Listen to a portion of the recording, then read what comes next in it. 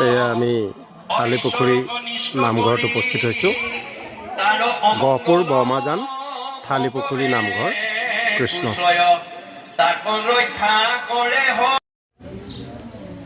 কৃষ্ণ ভক্তি আলোক ইউটিউব চেনেলৰ তৰফৰ পৰা আপোনালোক সকলোলৈকে আমি আন্তৰিক শুভেচ্ছা আৰু আন্তৰিক অভিনন্দন জ্ঞাপন কৰিছোঁ। আজি আমি গহপুৰ ব্ৰহ্মাজান থালিপুখুৰী নামঘৰত আমি উপস্থিত হৈছোঁহি। ইয়াতে এভাগ ব্যতিক্ৰমী অনুষ্ঠান, যিহেতু দেখা যায় যে বৰ্তমান সময়ত জন্মদিন বুলি ক'লে আমাৰ সততে কেক কটা যায়, মাছ মাংস ইত্যাদিকে কৰি জন্মদিন উলহ মালহে পালন কৰা যায়। তেনেকুৱা অৱস্থাত বৰ্তমান অৱশ্যে তেনেধৰণৰ কিছুমান কাৰ্যসূচী আৰম্ভ হৈছে। তাৰে আজি আমি আহি পালোঁ এভাগ ব্যতিক্ৰমী অনুষ্ঠান, য'ত ভকত বৈষ্ণৱ সকলৰ মাজত নাম কীৰ্তনৰ যোগেৰে এভাগ জন্মদিন আজি আয়োজন কৰা হৈছে, আৰু তাকে আমি আপোনাসৱৰ আগত দাঙি ধৰিবৰ বাবে চেষ্টা কৰিছোঁ। এয়া আমি বৰ্তমান থালিপুখুৰী নামঘৰত আমি উপস্থিত আছোঁ। আমি আমাৰ ভক্তি আলোক ইউটিউব চেনেলৰ তৰফৰ পৰা সমূহ ভকত বৈষ্ণৱ, আই মাতৃ, যুৱক যুৱতী, শিশুসকল সমস্তকে আমি আমাৰ ইউটিউব চেনেলৰ তৰফৰ পৰা ইংৰাজী নৱবৰ্ষৰ আন্তৰিক শুভেচ্ছা জ্ঞাপন কৰিছোঁ। লগতে আপোনালোক সবৰে শ্ৰীচৰণত আমি সেৱা নিবেদিছোঁ। আহক আমি থালিপুখুৰীৰ ৰাইজক অকণমান আপোনাসৱৰ আগত পৰিচয় কৰাই দিছোঁ। কৃষ্ণ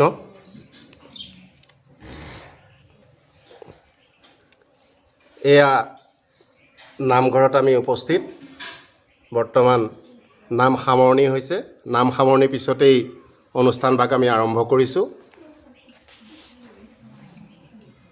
এয়া মাজতে আছে চিন্ময় ৰাজখোৱা।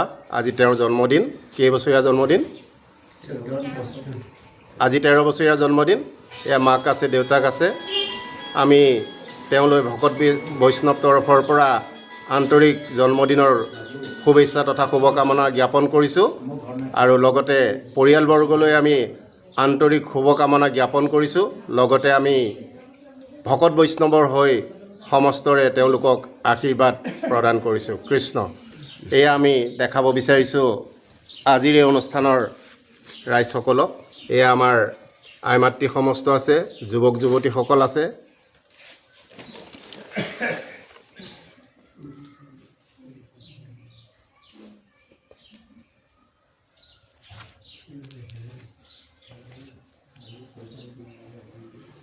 কৃষ্ণ এতিয়া আমাৰ মাজত আজি উপস্থিত আছে আমাৰ গুৰুস্বৰূপ শ্ৰীযুত পীতাম্বৰ হাজৰিকাদেৱ। আমি তেখেতৰ পৰা এই জন্মদিনৰ ওপৰত অকণমান জানিব বিচাৰিম। কৃষ্ণ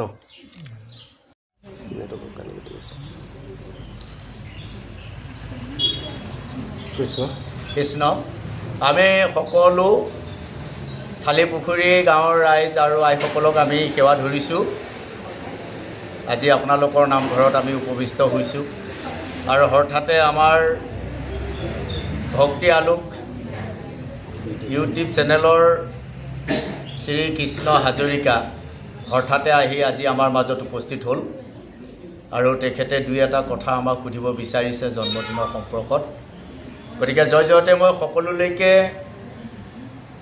আগন্তুক ভোগালী বিহু আৰু ইংৰাজী নৱবৰ্ষৰ বহুত বহুত আশীৰ্বাদ আৰু শুভেচ্ছা জ্ঞাপন কৰিছোঁ। গোটেই বছৰটো যাতে আপোনাৰ খবৰ হাঁহি আৰু আনন্দত পাৰ হওক তাৰে কামনা কৰিছোঁ। আপোনালোকে সকলোৱে আজি নিমন্ত্ৰিত হৈ ইয়ালৈ আহিছে ৰাইজৰ নামঘৰলৈ, যে আমাৰ ধন্তী ৰাজখোৱা আৰু ঋতুমণি ৰাজখোৱাৰ একমাত্ৰ পুত্ৰ চিন্ময় ৰাজখোৱাৰ আজি জন্মদিন। 13টা বছৰ অতিক্ৰম কৰি 14 নম্বৰত তেখেতে ভৰি দিছে। গতিকে এই জন্মদিন থালিপুখুৰী গাঁওখন এখন শিক্ষিত গাঁও, মানুহ যদিও বহুত কম আছে, তথাপিতো প্ৰায়বিলাক মানুহ শিক্ষিত, ইয়াৰ আইসকলো শিক্ষিতেই। গতিকে আমি বহুত ইয়াত আগতেও পূৰ্বতেও জন্মদিন পালন কৰিছোঁ।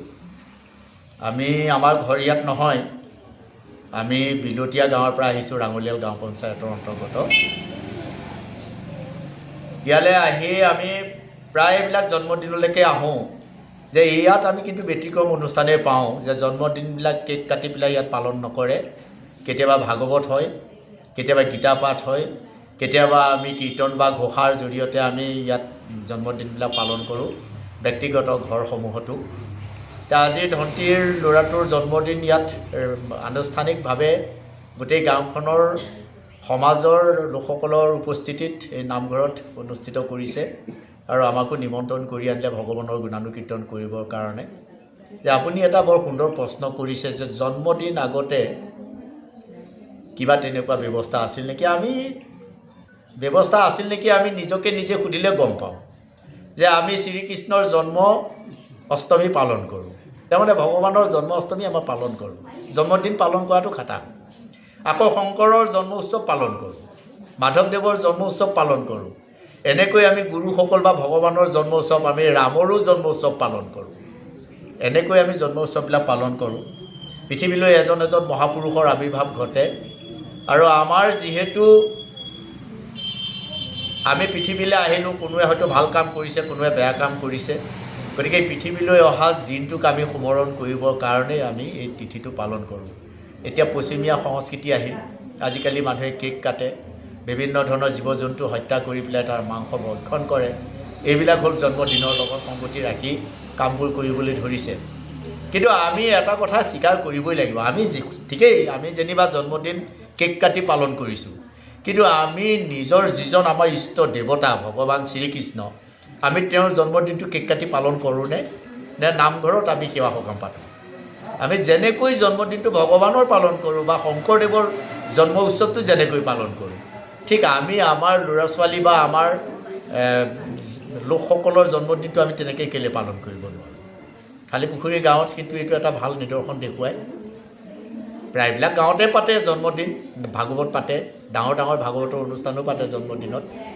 কিন্তু বহু লোকে এই কেক কটাৰ ব্যৱস্থাটোও কৰে। কিন্তু এই গাঁওখনত এতিয়ালৈকে যিমানবিলাক জন্মদিন পাতিছে প্ৰায়বিলাকেই এনেধৰণেই ভগৱানৰ গুণানুকীৰ্তনৰ জৰিয়তে পাতিছে।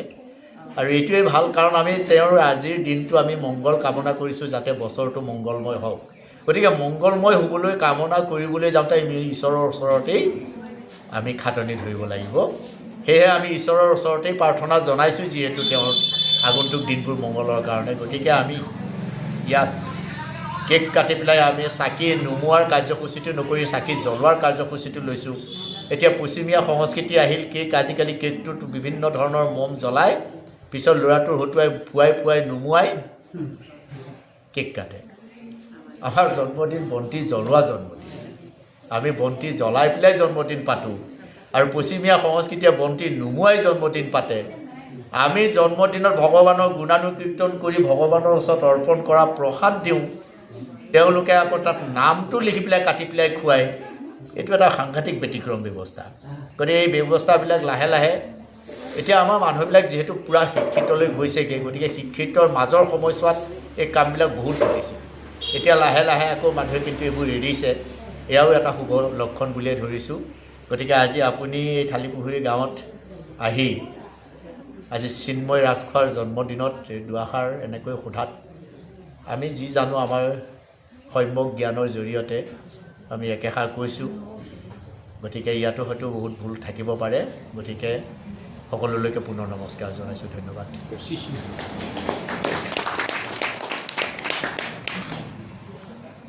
পুনৰবাৰ আমি ভকত বৈষ্ণৱ তথা আই মাতৃ সমস্ত আৰু যুৱক যুৱতীসকললৈ আন্তৰিক অভিনন্দন জ্ঞাপন কৰি আজিৰ এই অনুষ্ঠান আমি ইমানতে সামৰণি কৰিছোঁ।